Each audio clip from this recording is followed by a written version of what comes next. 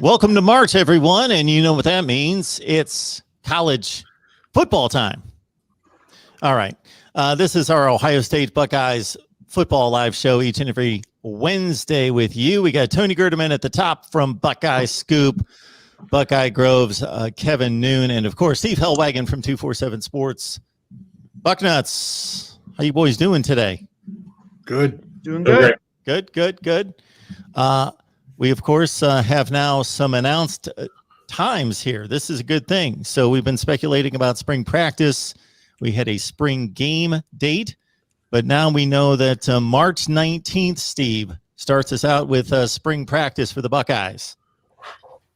Yeah, exciting stuff. We've got a date in mind, and the Buckeyes will be getting started. Looks like April 17th is kind of the day they set aside right now for the spring game, and we'll see what format that is and if any number of fans are able to attend that game or not. Right now, the governor, I think, allowing 30% of capacity outside, which at Ohio Stadium would be roughly 25,000 people, maybe 30,000 people. So that's, you know, again, we don't have a lot of details, but at least we got a start date, the idea that there might be a spring game. And that's important for a team that didn't have spring football at all last year, for Ohio State to be able to go through 15 days of spring practice. We assume they're still going through all the various COVID-19 protocols with the daily testing and everything else, with the offseason program and everything else that's going on right now. But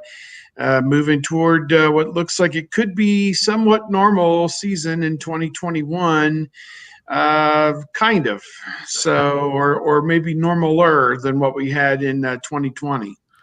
I thought it was interesting that Alabama's athletic director came out this week and said they're planning to go full throttle with full stadiums this season.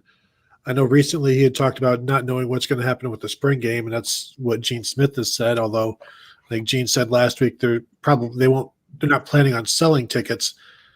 I still think there's no reason there shouldn't be some people in the stadium if there's been so many thousands of people vaccinated, and you're also using social distancing. What the Blue Jackets are at 25% capacity, I think, right now.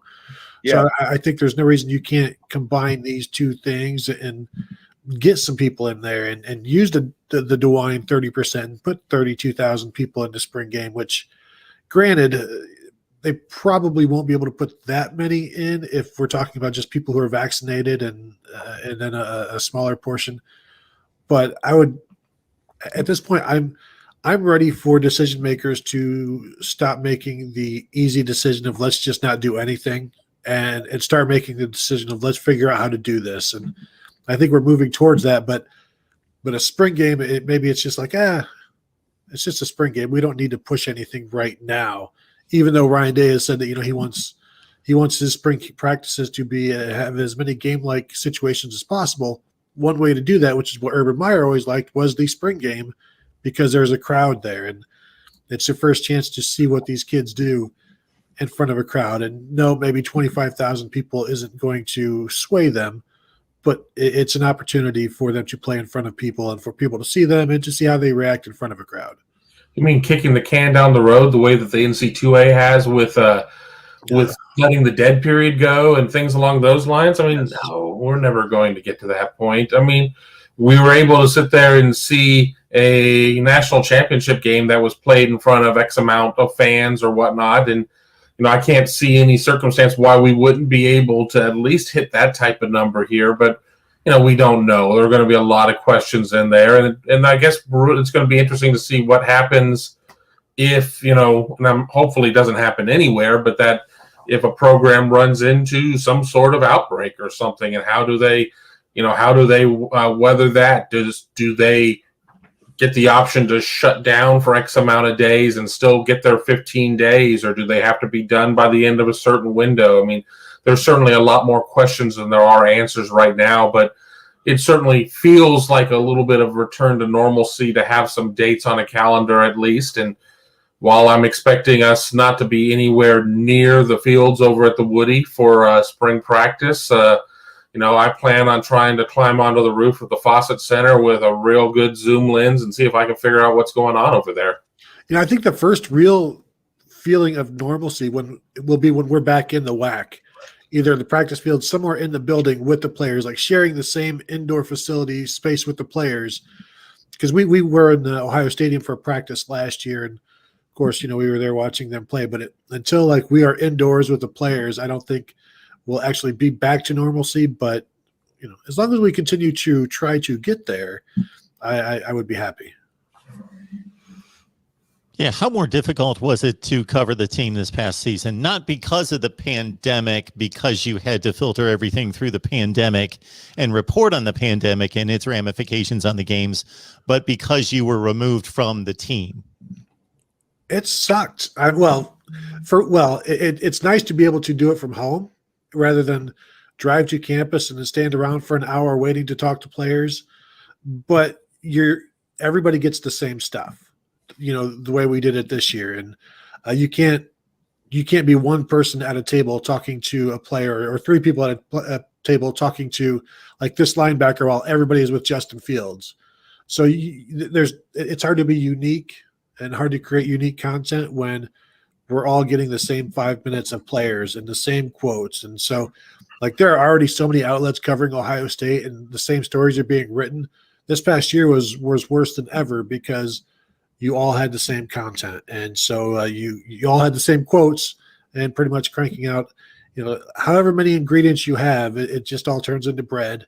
And no matter what store has it, it's all just a bunch of different versions of bread. And so it was hard to create unique content with just going based off of Zooms. And when you're on a Zoom, if you're lucky, you get a follow-up. Yeah. And a lot of times it's not the first question or the second question that gives you the answer that you're looking for or what you want to be able to do. It's being at that table, as Tony mentioned, without three other reporters, and you kind of all look at each other and do the hand signals and hey, I'm going to ask a couple back-to-back, and you build off of it, and then that's where the answer comes from. It's a lot more sterile, a lot more anesthetized the way that it's been on Zoom. Probably an SID's dream, but a reporter's nightmare. Mm-hmm. Yeah, you can't talk to players. You ask them questions. You can't talk to coaches. You ask them questions. And if you don't get called on early enough and things are and the time is ticking down, you don't get a follow-up and you'll get cut off. And so, yeah, it makes it difficult to get what you want. And then I think the product suffers. Yeah, so what I got out of all that is, of course, I hung on every word, but the one thing was that Tony mentioned with all the outlets covering Ohio State football. So if you come across, Tony, any college football fan bases out there that are being underserved, you know who to contact right here. So we can always fill that void. We're always looking to do that. So between the three of you, and I'll start with Steve, what do you get out of spring practice? I know you get from covering it myself way back when, being on the field, just getting a feel for something that can't necessarily be described, just being able to cover the team better, having those conversations with people rather than just question, answer. It seems like there's been such a lockdown on it. In hearing from you three, but a ton of other people, that there's been such a lockdown on the access to practice. This is before the pandemic. That what do you get out of spring practice in regards to what has been the most valid or credible piece of information, or what you have gotten out of spring practice typically? Well, I would just say, if you're allowed to go and watch at least, 4 or 5 of the 15 practices, you can get a sense of who the coaches are truly looking at to make up the team in the fall. I think that's probably the biggest thing. And that's what people really are interested in, is who really is going to emerge and be the guys who are going to be on the field in the fall. And that's where people kind of channel their thought and their energy toward. Is it productive? Is it counterproductive? Is it important? Probably not. But to me, it's the development of the young players And for us, the chance, I mean, we've never really seen, in this instance, Jack Miller or CJ Stroud do anything with an Ohio State jersey on. I mean, I guess Stroud ran for a touchdown against Michigan State, and Miller ran for one in a game earlier in the season. But other than that, we've never really seen those guys do much of anything. So it's an opportunity, I think, to get out there if you have a chance to observe at least and see exactly this is the guy. These are the guys we're talking about, and this is why. This is what makes this guy special from what we're able to ascertain watching them live. So to me, that's important. And again, to bring as much of that home to the viewer. I mean, they're not allowed to go to practice, either, pretty much. So they want to see every little bit of whatever they get their hands on is better than the zero that they normally get. So I think those are probably the areas that people are looking at. Just a small dollop and some hope, I guess, going toward what they hope is going to be a big season in the fall. Yeah, I mean, spring, we get to see, small windows of things. I mean, we can tell you on a normal spring who stretches the best, who's the most flexible and is able to do all of that. And then right around at the end of period 3, all right, you guys got to go. We'll see you in a little bit for interviews or whatever. And then, if we were lucky, we might get one practice where we have to put away recording media and we could, go old school and write down notes or whatnot. But it is a first opportunity to see some of these young guys, and not even necessarily the first-year guys. It could be second-year guys because, one, we're not seeing practice in the regular season. 2, if they weren't seeing much playing time or whatever. And just, it's important because it just, I think in a lot of ways, it helps validate some of the things we may be hearing from sources. When you talk to a lot of sources, there are a lot of guys who are doing well, but unless we see it, we don't know what is bravado, what is real, or whatever. So it's a good way to kind of validate what it is we're being told and be able to, frame that stuff properly to be able to convey it to our readers. So, I think spring is very important. Would I want to go out there and see all 15 practices in full? Not really. But if Tony and Steve are going there, you better believe I'm going to be there. I'm not going to be the one not to show up. But, it's an interesting mix.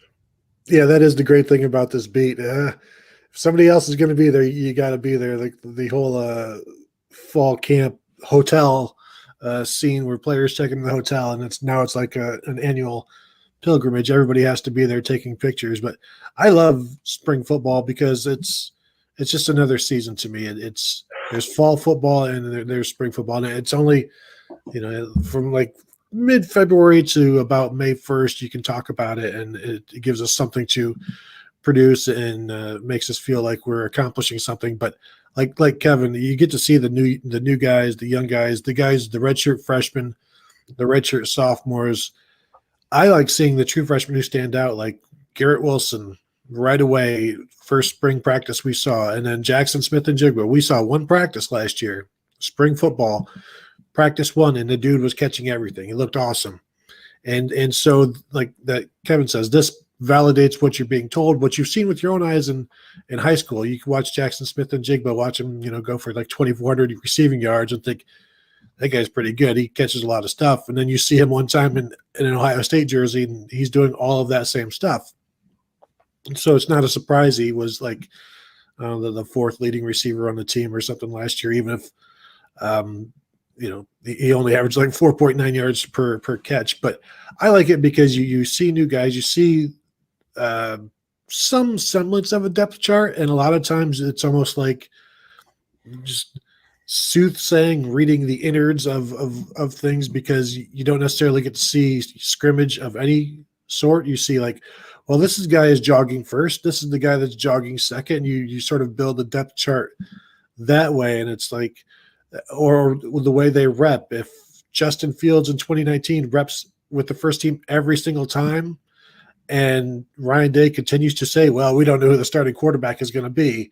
Like, well, okay, you can tell us that, but we know from what we've seen that there is no controversy here. There is no quarterback battle. And if Justin Fields is going to or if Gunnar Hoke or whomever, Matthew Baldwin or whatever is going to be the starter, maybe they should get some first team reps, but they don't. So you know who it's going to be. So it's just more information.